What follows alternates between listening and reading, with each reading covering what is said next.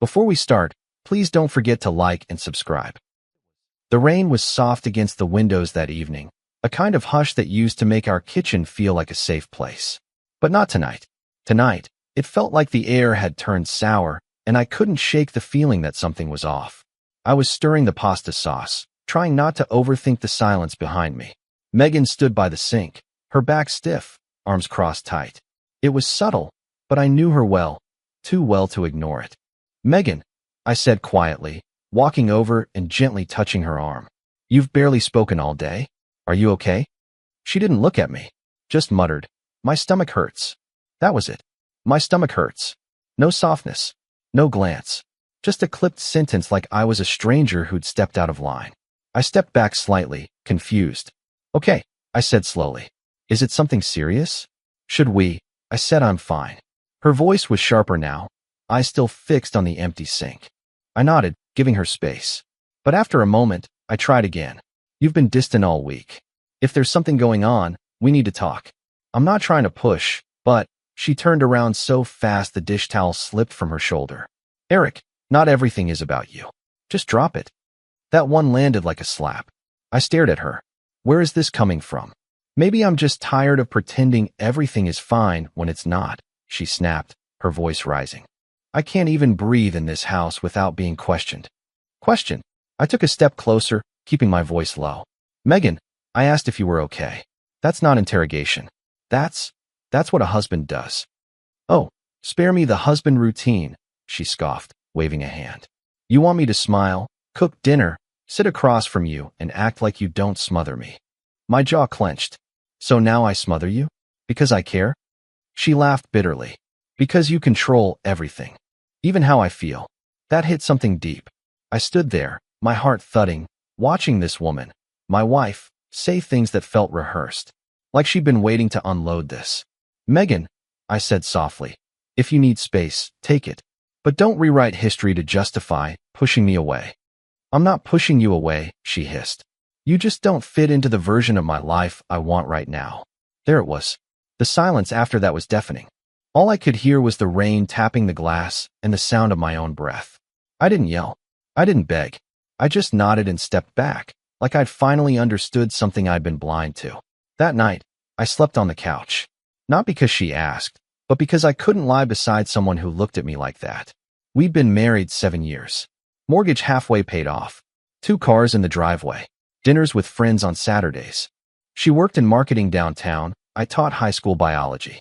We weren't flashy, but we were stable. Or so I thought. But that moment in the kitchen, that cold glance, those cutting words, was the first time I realized something foundational had cracked.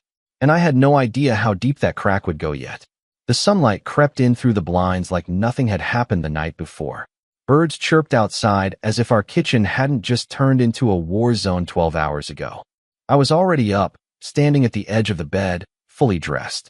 Megan was still under the covers, her back to me. She hadn't come to the couch. Hadn't even checked if I'd eaten dinner after she stormed off. I rubbed the back of my neck and cleared my throat gently. "Morning," I said, trying to keep it light. "I called Dr. Benson's office. They can see you tomorrow morning at 9. She didn't respond. I waited. "Just want to be sure everything's okay with your stomach. You've been saying it hurts." Thought it was worth checking. Still nothing. Then the comforter shifted and she shot up like a spring, glaring at me. "You what?" I took a small step back, caught off guard. "I made an appointment. Just to be safe." Her eyes narrowed. "Who told you to do that?" "No one told me. You've been saying you don't feel well. You snapped at me yesterday, said you were sick. So I did the normal thing. I called the doctor." She sat up fully now, arms crossed over her chest. "You're unbelievable. You think because I said my stomach hurts, you get to start organizing my entire life?" I blinked. "Megan, it's a checkup. That's all. You don't have to go if you don't want to." "Oh, how generous," she sneered, getting out of bed. "But the real reason you did it? You don't trust me. That's what this is about, right?" "What?" "No, yes." Her voice cracked, eyes wide with something deeper than anger. "You're trying to control me, Eric. You think if I don't act the way you expect, you get to manage me like some kind of project." I held up my hands calm. "You told me you didn't feel good. I was trying to help. That's not control. That's concern." She was pacing now, pulling open drawers, slamming them shut. You know what? You've always been like this. Quiet, nice, reasonable. But underneath that, you're always keeping tabs. Always monitoring me like I'm gonna slip. My voice dropped. Is there something you were trying to hide? She froze mid-step. That did it. Her whole body went still. Then her lips curled into something between disgust and panic. Unbelievable. You think I'm lying now? That I'm making it up? I didn't answer. She picked up a throw pillow and launched it across the room. God, I can't breathe in this house. I'm not stopping you from breathing, I said quietly. I asked if you wanted to see a doctor. She turned on me, pointing a trembling finger at my chest. No, you scheduled it. You didn't ask. That's the difference. I exhaled slowly, trying not to meet fire with fire. You're right. I didn't ask. Maybe I should have. But I didn't think asking was necessary when you said you weren't well. She stormed past me into the bathroom, yanking the door open so hard it rattled. You're trying to paint yourself as the calm one, huh? The good guy. But it's all manipulation. I'm not your patient, Eric. The door slammed. I stood there alone, staring at the wood grain of that door, wondering how it had come to this. Just days ago, we were watching that ridiculous cooking show on the couch. Megan curled up beside me, her laughter making me forget every stress from work. Now she was accusing me of trying to control her for booking a doctor's appointment. I glanced over at the framed photo on our dresser. Us in Asheville last fall, hiking, her cheeks flushed from the wind, her smile so real it practically glowed. I used to know her like I knew my own hands. But this wasn't her. Or maybe it was, and I was just now seeing it. A few minutes later, she stormed out of the bathroom, bag slung over her shoulder, face still damp from washing off whatever mask she was wearing. I'll be back later, she snapped, brushing past me. Where are you? She turned in the hallway, eyes glassy. I'm not reporting my every move to you, Eric. And with that, she left. I stayed in the bedroom a while, listening to the silence settle around me like dust. I wasn't angry. Not yet. I was worried, confused. And beneath that confusion, something colder had started to form. Doubt. Not just about the argument, but about what had really changed in her. Or maybe what she'd been hiding all along. 3 days passed. Megan didn't reschedule the doctor's visit, and I didn't bring it up again. By Friday, we were both pretending like nothing had happened. Emily and Brian, our closest couple friends, were hosting a small get-together in their backyard. Just grilled burgers, fire pit, laughter, drinks. A break from tension, or so I thought. Megan dressed carefully. That blue sundress I hadn't seen in months, hair loose over her shoulders, a light gloss on her lips. She looked beautiful. Not for me, but beautiful. We pulled into their driveway around 6. Emily hugged us both. Brian clapped me on the back like always. It felt routine, familiar. But the moment we stepped into the backyard, something in Megan shifted. I saw it in the way she smiled. Wider than usual, just a little too bright. Eric, grab a drink, she said, brushing past me toward the table where Brian stood laughing with Emily. I poured myself a soda, made small talk with Emily, but I was watching Megan. She stood beside Brian, leaning slightly in, laughing too quickly at whatever joke he'd made. Her hand brushed his arm. Not obviously, not long, but long enough that it didn't look like an accident. I joined them, sliding my arm gently around her shoulder. She flinched. Not dramatically, but her posture stiffened, just for a second, before she took a small step forward, letting my arm fall away. Brian didn't react, but his gaze flicked to Megan, then to me. Megan turned to Emily. Do you still have that Chardonnay from last weekend? Emily nodded, already walking to the kitchen. And there we were, just the 3 of us now. I looked at Brian. Busy week. Yeah, he said, not meeting my eyes. Always is. Megan stepped closer to him. Not enough to be obvious. Just enough. The rest of the night blurred into wine, smoke from the fire pit, and background laughter. But every time I looked over, Megan wasn't near me. She was always near Brian. I watched her laugh at his stories, lean just a bit when he talked, touch her hair like she used to with me in the early days. Once, as Emily handed out drinks, I caught Megan looking at Brian. Not just looking. Watching. A gaze that lingered half a second too long. He looked back, quickly, then away. Like they were both pretending not to know what the other was thinking. I didn't say anything. I just smiled and passed Megan her drink, like I hadn't noticed a thing. But I had. Every touch, every flinch, every glance. I felt the entire night like I was watching a scene written without me. And when we finally got back in the car, Megan hummed softly to herself, scrolling on her phone. Not once did she look at me. And still, I said nothing. But inside, something was shifting, quietly, permanently. It was a Tuesday when I found Carl. Old friend of a friend. The kind of guy who blended into the background and asked questions without ever sounding like he was asking. Former cop, now a quiet man with a quiet office above a laundromat near downtown Raleigh. Nameplate crooked. Coffee burnt. Carpet older than I was. But he got things done. Tell me exactly what you're looking for, he said, tapping a worn notepad. I hesitated. I think my wife's hiding something, I said finally. And it's not just an affair. Carl didn't flinch. You got a name? Brian, I said. Brian Harper. He's married. He's close to us. Carl nodded slowly, scribbling. No problem. I'll keep it clean. You'll get photos, timestamps, audio if I can. Nothing illegal, nothing messy. Just the truth. The truth. That was all I wanted. A week later, I found myself back in that musty little office. Carl didn't greet me with small talk. Just gestured toward a chair and turned a laptop screen toward me. Listen to this, he said. The recording crackled slightly before settling. Wind. Car engines. Then, Megan's voice. I'm late. Like, really late. I bought 3 tests, Brian. All positive. I went still. Brian's voice came next, lower, tense. Are you sure they're accurate? I'm standing in a hospital parking lot with a sonogram in my purse, she said, voice shaking. Yeah, I'm sure. Brian muttered a curse under his breath. Then silence. Just ambient sound. Cars passing, someone coughing in the distance. Megan again. I don't know what to do. Brian, does Eric? No, she cut in. And he's not going to. Not yet. Carl paused the audio there. I stared at the screen. The progress bar was barely halfway through, but I'd heard more than enough. I couldn't speak at first. My jaw was tight, fists clenched on my knees. Carl waited, respectful. Then he leaned forward slightly. There's more. She tells him she's going to list you as the father. That it's easier that way, for insurance, hospital records, her reputation. I closed my eyes. I wasn't just dealing with betrayal. I was dealing with a plan. A choice. She'd made a decision to deceive me, not in the heat of a moment, but in cold logic. She listed me? I asked, voice hoarse. Carl nodded. Said it straight to him. Eric's name goes on the records. It's clean. He won't ask questions if I handle it right. I pressed a hand to my mouth, biting back something between a laugh and a groan. This wasn't just an affair. It was construction. She was building a lie, brick by brick. Carl slid a folder across the desk. Inside, still photos. Megan and Brian, leaning on a car in the hospital parking lot, her hand resting on her stomach. His face pale, lips tight. You okay? Carl asked. I nodded slowly. Yeah. And I was. Because now, for the first time in weeks, I had clarity.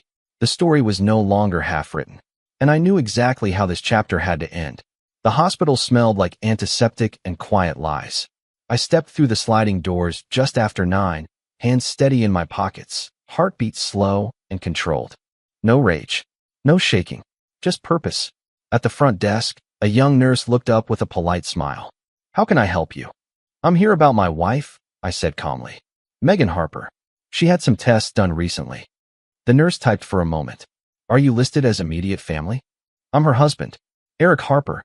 She hesitated, fingers hovering over the keyboard. I'll need to confirm your identity. I slid my license across the counter. She studied it, glanced back at the screen, then back at me. You're listed as the father, she said quietly. There it was. Printed reality. Cold. Flat. Official. Yes, I replied. That's correct. She nodded, still uncertain. One moment. She disappeared down the hall. I stood there watching a janitor push a mop past me like nothing in the world had shifted. A few minutes later, she returned holding a thin folder. This is all I can release under your name, she said. Thank you, I said. A doctor stepped in beside her, scanning the chart. A man in his late 40s, calm eyes, practiced warmth. Mr. Harper, he said with a soft smile, extending a hand. Congratulations. I took his hand. Thank you, I replied. The words sounded strange in my own mouth. She's early, he continued. But everything looks stable so far.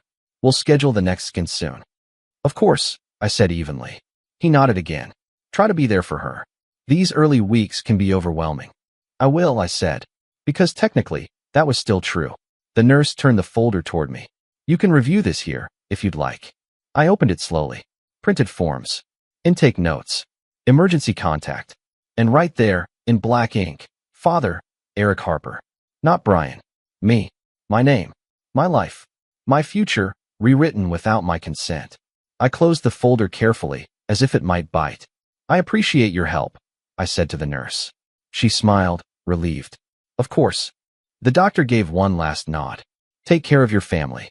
I intend to, I answered. Then I turned and walked down the hallway. Each step echoed too loudly, like the building itself was listening. I didn't feel anger in that moment. I felt precision. A trap had been built, and I had just stepped over it without getting caught. That evening, our bedroom looked like something out of a magazine ad. Soft light, warm shadows, lavender-scented candles flickering on the dresser. Megan stood near the bed, wearing silk the color of red wine. I hadn't seen that gown in years. She glanced at me with a soft smile. Hey. I stood in the doorway, unbuttoning my cuffs. Hey. She crossed to the nightstand, adjusting the candle like it mattered. You were quiet at dinner. I had a long day. She paused, nodding like she accepted that. I thought maybe we could just be us tonight. Her voice was low, sweet, intentional. She stepped closer, and I caught a trace of that perfume she only wore on anniversaries. The one that used to make me stop mid-sentence when she passed by. You look nice, I said, carefully neutral. Her fingers touched my chest, trailing up toward my collar. I was hoping you'd say that. I met her eyes. They were soft, calculated.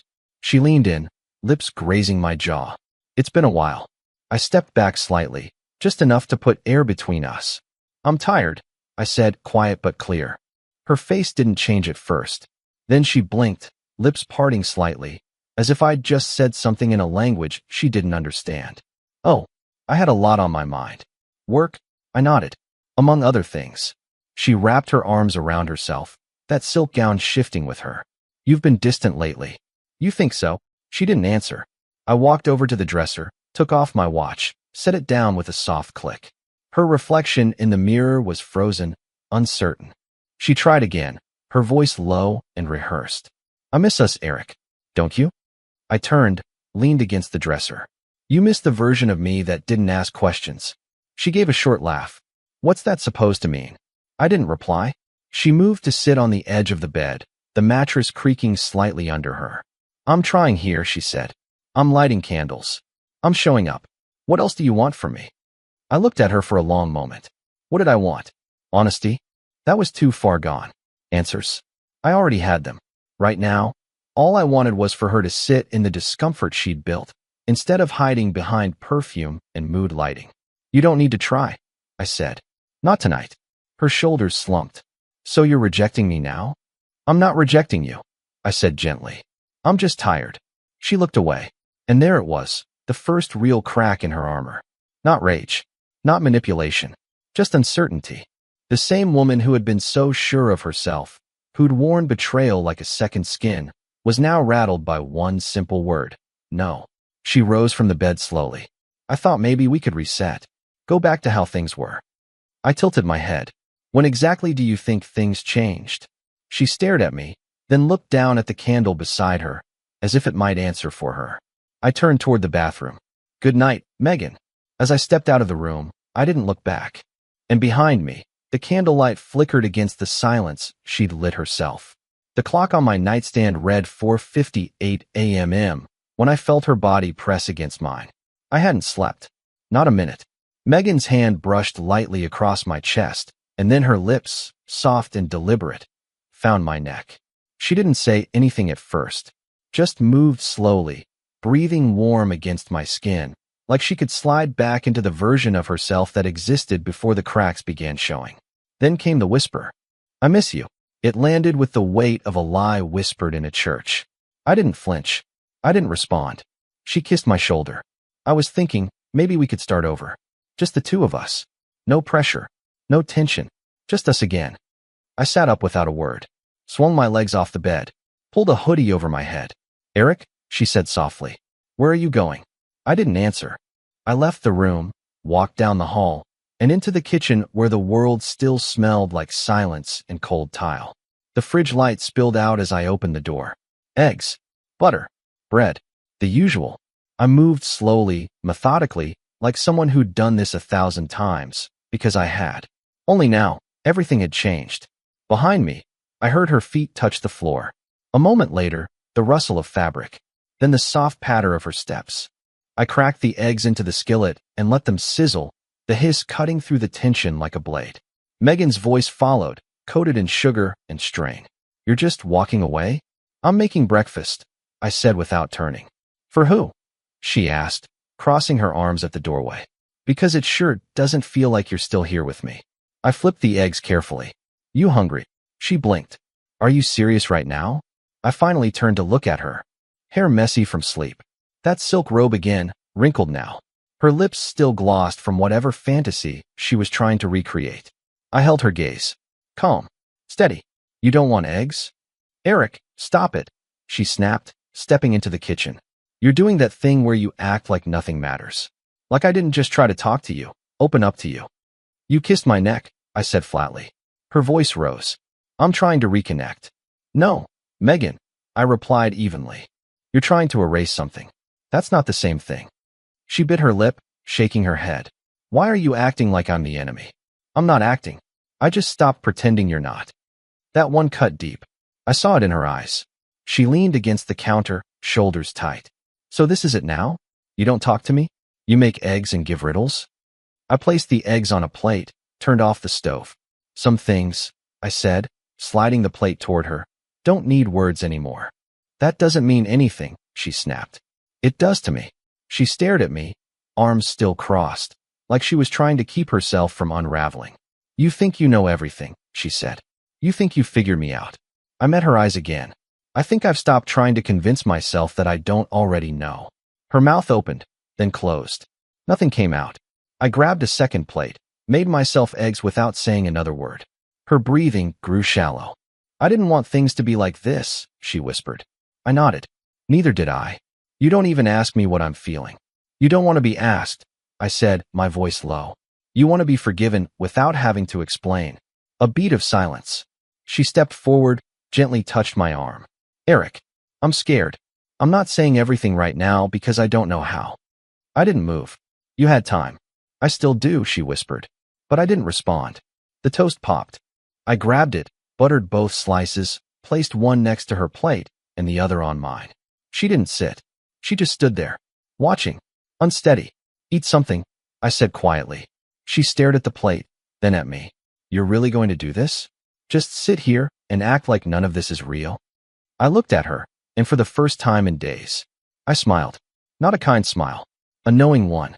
I'm acting like it's very real. She stepped back. Her eyes blinked fast. You're not supposed to be the one who pulls away. You'd be surprised, I murmured. Then I sat down and took the first bite.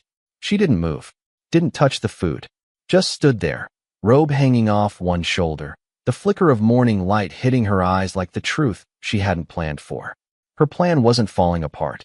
It already had. And now, all that was left was the echo of the kitchen and the quiet click of my fork against porcelain. Before we move on, tap like if this is landing for you. By noon, the sky had turned overcast, gray light hanging over Raleigh like a pause before something permanent. I parked in front of the law office, turned off the engine, and sat there for a moment, fingers tapping the steering wheel. I wasn't here to burn bridges. I was here to build the exit. The building was brick and glass, quiet, serious. Inside, the walls were lined with books I doubted anyone touched unless they had to. The secretary behind the desk greeted me with a tired smile. You're Mr. Harper? Yes. Eric. Attorney Hayes will see you now. I followed her down a narrow hallway to a corner office. Glass panels, old wooden desk, 2 chairs across from it. Mitchell Hayes stood up when I entered. Early 50s, dark suit, silver hair, eyes that looked like they'd seen every kind of marriage unravel. He shook my hand. Firm grip. No warmth. Just business. You've got something for me? He asked, gesturing for me to sit. I pulled the folder from my coat and placed it on the desk. Inside, printouts of Carl's report, transcripts of the recording, timestamps, photos of Megan and Brian in the hospital parking lot, a copy of the hospital paperwork showing my name listed as the father, and a flash drive neatly labeled in black ink, proof. Mitchell opened the folder and began flipping through. He didn't rush. He didn't speak. Just scanned each page, one after the next, with the slow, steady pace of a man used to sorting through the ashes. I sat in silence.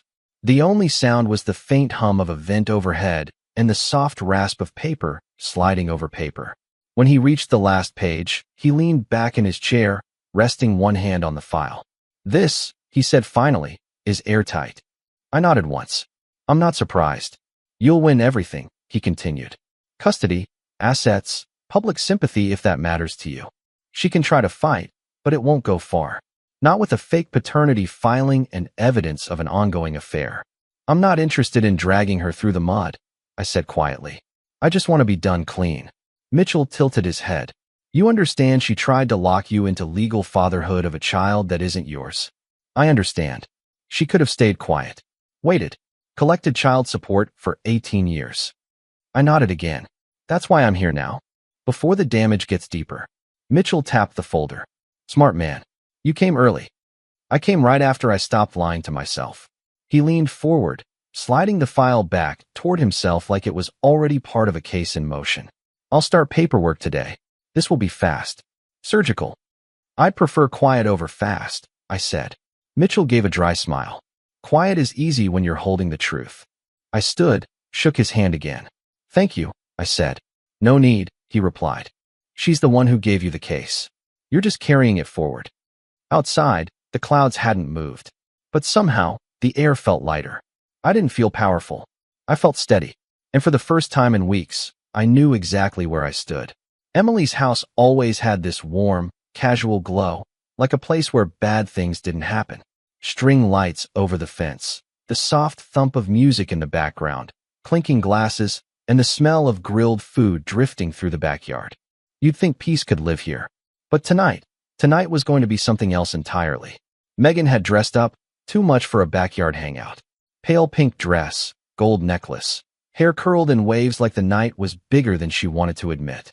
Her eyes sparkled with a kind of restless energy, like someone about to pull off a magic trick in front of a blindfolded crowd.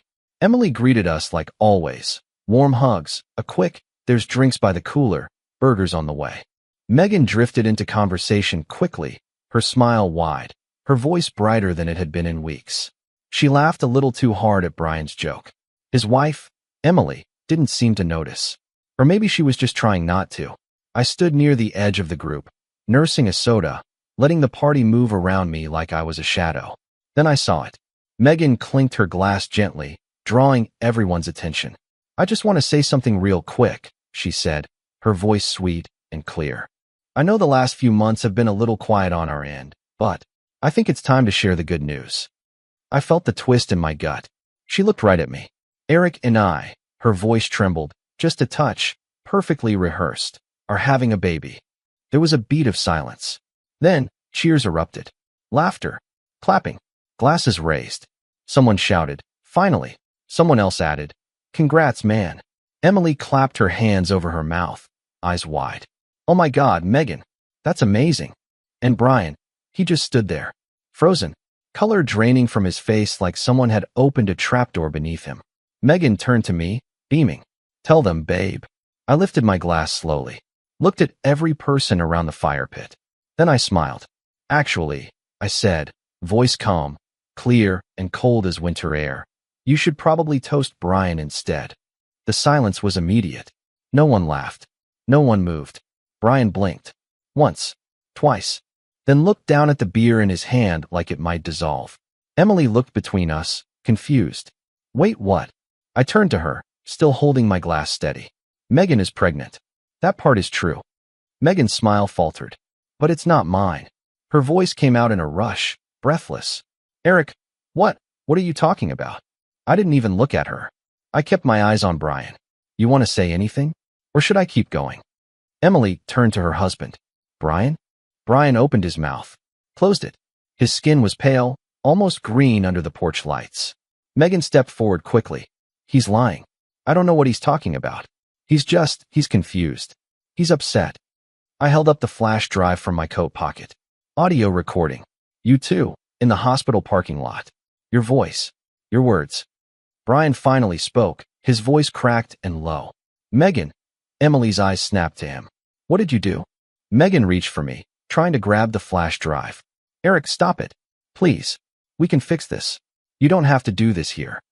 This, I said softly, is exactly where it needs to happen. I looked around the circle, friends we'd known for years, some since our wedding. All of them now watching with wide eyes, holding their drinks like they might spill truth if they moved too fast. Congratulations, Brian, I added, finishing the toast. Hope you're ready for diaper duty. Brian stepped back like he'd been hit. Emily covered her mouth again. Only this time it wasn't awe. It was nausea. Megan's voice cracked. It was a mistake, Eric. I was going to tell you. I was scared. You weren't scared, I said. You were strategic. And then I turned. Walked across the yard. Past the string lights. The confused stares. The tight air no one dared to breathe. I didn't need to see how it ended. Because I already knew. Let her explain this one. Let Brian stammer through it. Let the silence rip them open like they planned to do to me.